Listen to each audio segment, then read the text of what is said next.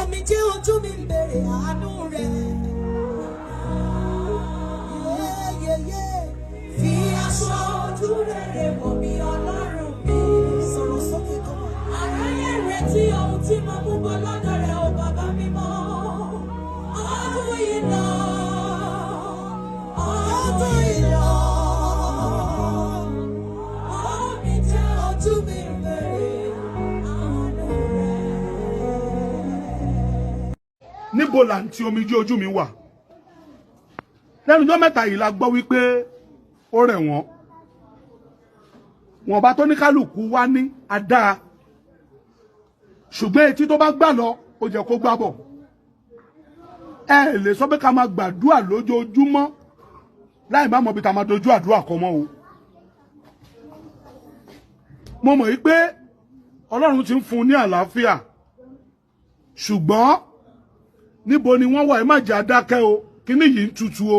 Ẹ bá mi yí sókè kó láòdù o. Ẹ má jẹ́ adúró lórí ọ̀rọ̀ àti yẹn. Gbogbo gospel artist tó ń bẹ ní Nàìjíríà tẹ́ ń fi Yorùbá kọrin. Níbo ni àǹtí Omije Ojumi wà? Ẹ bá wa wá. Ṣó ń bẹ lálàáfíà ara? Ẹ jẹ́ á mọ̀. Èyí tẹ́ súnmọ́ wọn nínú ìṣòro yẹn, àwọn olórí ọ̀fẹ́ àti súnmọ́ wọn. Ṣùgbọ́n èyí tẹ́ súnmọ́ wọn lẹ jáde tán pó rẹ̀ wọ́n. Gbogbo làálàá tá à ń ṣe pátápátá lórílẹ̀ àlàyé àṣẹ àsán ni ìmúlẹ̀ mo fún ni lóòótọ́ mo fẹ́ dìrú mo fẹ́ dìgbà gbogbo ẹ̀ pátápátá ń kọ́ ilé ayé ló mọ̀. A kú dédé àsìkò yìí ní gbogbo ibikíbi tá a bá ti ní àǹfààní láti máa wo ìkànnì yìí tó bá yẹ pé ìgbà àkọ́kọ́ títí ń lélẹ́yìí tẹ́ ń ṣẹ̀ṣẹ̀ ń darapọ̀ mọ́ ìkànnì yìí, ìkànnì Lovers Arenas, ìkànnì tí ẹ já sí yìí, bá a subscribe sí ẹgbẹ́ rẹ̀ ń ọ̀rọ̀ mẹ́kọ̀ọ̀kan níbẹ̀ bá wa tẹ̀ ọ́ láǹfààní láti máa wo ìkànnì yìí ní gbogbo ìgbà láwọn ètò à ń kọ́ tó bá ti ń jáde. Ẹ ò láìkì fídíò tó ń wò lọ́wọ́lọ́wọ́ yìí. Benjamin Olúwaṣẹ́gun Olúwapamílẹ́rìn òun lorúkọ mi.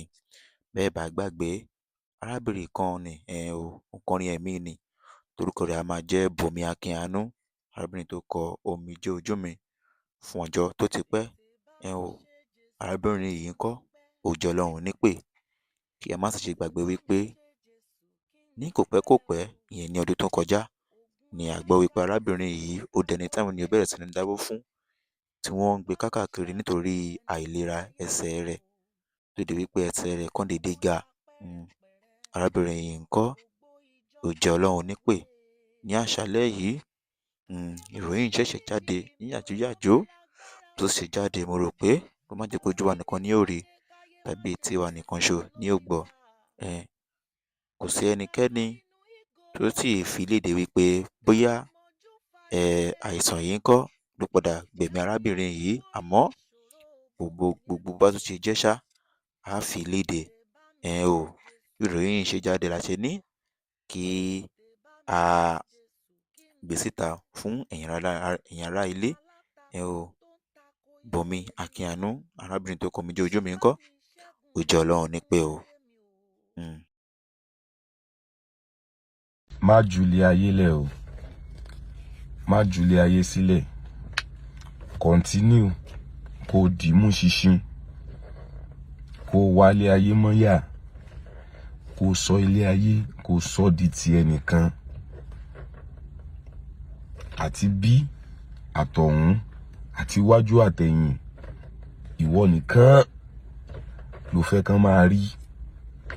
Dílé ayé yẹn mú á wá wò ó bóyá tí wọn náà bá lọ, á wò bóyá gbogbo ohun tó ń kó jọ yẹn, ilé, mọ́tò, ilẹ̀, àwọn aṣọ oríṣiríṣi, á wò bóyá wọn lẹ́nu láti sọ̀rọ̀ dáadáa nípa ẹ̀. Ṣé béèyàn ló lọ yìí? Everybody is still in shock pé èèyàn lọ. Tó bá jẹ́wọ́ ni kàn rò dáadáa, rò dáadáa, kí ló rò pé àwọn èèyàn máa sọ nípa ẹ̀? Mo gbọ́ wípé Allwell Adémọ́lá ò ní ọmọ. I don't know how true is that. Mo gbọ́ wípé kò lé ọkọ. I don't know how true is that. Even if it is true or not, mi ò tí ì rí ọmọ ẹ̀ kankan ká ní pé ọmọ ẹ̀ ló mọ̀ọ́lẹ̀. Mi ò tí ì rí ká ní pé ọkọ ẹ̀ kankan wọn kankan ló mọ̀ọ́lẹ̀. Ìwọ tó lọ́mọ, ìwọ tó bímọ, ṣé ayé lè sọ̀rọ̀ ẹ dáadáa tó bá ṣe ń sọ̀rọ̀ arábìnrin? Ìwọ believe pé torí yọmọ pé ẹlòmíì torí ọmọ tó bí, torí ọmọ tó believe pé ó bí yẹn ló ṣe ń balẹ̀ ayé àwọn kan jẹ́. Torí pé ó fẹ́ kọ́ ọmọ tí ẹ dá yàtọ̀ ló ṣe ń ba ayé àwọn ọmọ kan jẹ́. Torí pé ó fẹ́ kọ́ máa sọ̀rọ̀ ẹ tí wọ́n bá ti lọ tán kọ́ ọmọ ẹ kó tún take over ló ṣe ń balẹ̀ ayé àwọn kan jẹ́. Ṣé tó bá wá lọ yẹn, ojú àwọn ọmọ ẹ yẹn ṣó lè rí nǹkan tí àwọn èèyàn ń rí ní dáadáa nípa Allwell Adémọ́lá yìí? Ṣé àwọn ọmọ ẹ lè fojú rí dáadáa nípa ẹ̀? Kí Ọlọ́run fi ọ̀run kẹ́ Allwell Adémọ́lá kó délẹ̀ tó dáa fún. Everybody is seriously in shock, and the reality is mi rò wípé nǹkan ti really move mi tó bí mo ṣe rí rí. I don't know her. I've never seen her before. But believe me sincerely, from far, you will know. And the reality is that every blog has even proved it right, that she's a very good person. So, tó bá jẹ́ wọ, àbí tó bá jẹ́ mi, kí ló máa, what will be people discussion over us now? Kí ló ń gbáyé ṣe? Ilé ayé ẹ̀ gan. Okay, ilẹ̀ tó mọ́lé nìyí tá fi ń ronú nípa Allwell Adémọ́lá tó lọ.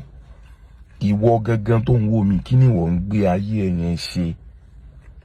What are you using it to do? Yori gbogbo ayé tẹ̀dẹ̀ kó tẹ̀ ń kó máyà yìí.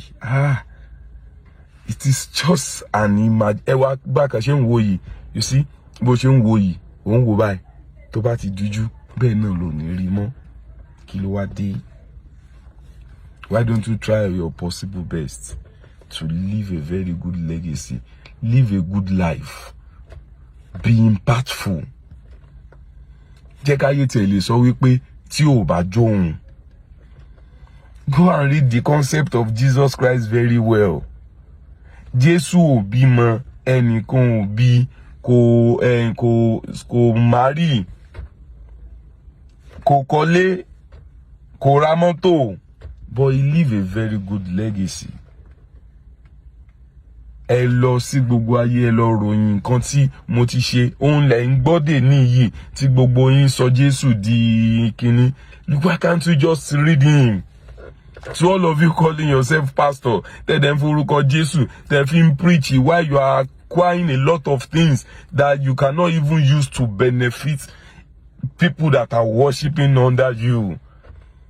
So, what are you now saying? What do you want? Okay, kí lẹ fẹ́, kí ni, ṣé ẹ ń parọ́ fún wa ni? To talk of the pastors. Happy? What? Okay, we have a lot of pastors tó ti rí tẹ́tí mọ̀ pé pastor lélẹ́yìí o, iná ti jó o, wọ́n ti jókòó dìde o, tí wọ́n ti kú báyìí. Anybody ò dẹ̀ sọ̀rọ̀ wọn. We have it in Celestial, we have it in CAC, we have it in Pentecostal, we have it in Tantiku, and nobody is talking about them. Even Moshe Logan ministry won't go really function that demo. We have many of them. And here you still have ìwọ dẹ̀ sì tún gbélé ayé yẹn ó ṣe wò wípé what they are saying about this lady kí náà fẹ́ sọ nípa tiẹ̀ wọ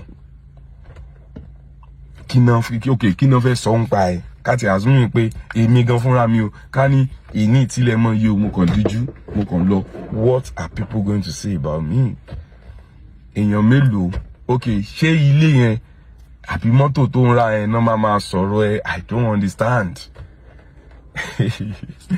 yeah bíbélì tẹ̀dẹ̀ believe yẹn because me I really that one na proverb so mo really man take many things in it not even spiritually bíbélì ní pé ẹ̀yin aṣiwèrè èèyàn ń kó ọrọ̀ jọ láì mẹ́ni tó máa ná and that is the truth. All of us, everybody that has a property, I think. Let me not say why you must show you in one way, ashiri. That's the truth. Because if anything happens today, I want change or content be available in our accounts. That save way. Me many to man. Phone tí mo fi record me many to man lo next if it happens now. Mọ́tò tí mo wà yìí mi mẹ́ni tó máa lò ó mi mẹ́ni tí ajá chain ọrùn mi mẹ́ni tó máa wọ aṣọ tí mo ń torí ẹ̀ what is that thing kí nìkan yẹn nílé ayé yìí kí nìkan yẹn and gbogbo wa àdé ń banújẹ́ fún èèyàn tó lọ relax because everybody bẹ́ẹ̀lì ni Jésù ní pé ẹ má ṣe sunkún fún mi ẹ sunkún fún ara yín. All well Ademola has done her own, she has gone to rest. The reality is that her own chapter is closed. But how about your own chapter? What are people going to say when you go? What are people going to say when you go? And me, I want to use this opportunity to raise their awareness. That is why I use her picture. Omije, I heard she's seriously healed. She's seriously healed. Tó bá jẹ́ prayer ni ẹ fẹ́ fi máa ràn lọ́wọ́. Tó bá dé jẹ́ wípé we want to, I don't know, they don't send me o. Wọ́n rán mi iṣẹ́ o. Mo kàn wò pé look at the ìròyìn àìsí, ìròyìn kú ló máa ń go viral. But when we really even need ourselves, how many people even posted all the way? Nobody know our birthday. That's why I used to see some people share photo shoot birthday and this is my photo shoot, post me. I don't used to post photo shoots. If I will give you a memory you need to remember in your days. If you see a lot of pictures people are posting about this woman, if you see a lot of good music, can you post here loju aye any o possible ki woman she what now? But we fail to celebrate the living, but we care for the death. We fail to celebrate the living, but we care for the death. Can we share in party kan ni aboni na wo kan ni all of us will be saying go invite me, but then you ever dákẹ́ tó díjú, you will go. Kí ló lọ ṣe ńbẹ̀? Somebody that you don't celebrate. Well, that's all me I have to just say. And everybody can reach out to Omije Ojumi and Bukola Akinuanu. Wọ́n rán mi iṣẹ́ o. I just believe because more than evidence she's seriously healed from the source. That she's seriously healed.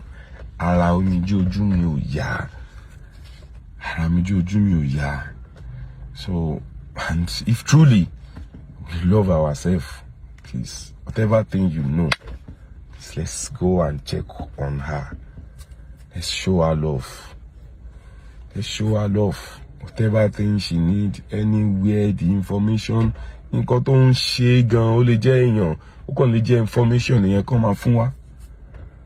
Because at the end of the day, the reality is that everybody will go. Everybody. But the time,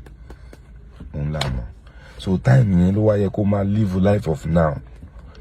If you are living the life of now, you will be a very good person. Tó bá imagine irúkú tó máa pa ẹ́, bí mo ṣe jókòó nínú mọ́tò yìí, ilé yìí ó kàn lè wó bí mo ṣe ń lọ yìí, you begin to imagine a kind of ibi tí kú máa ká ẹ mọ́. By then, maybe you will take life easily. Thank you.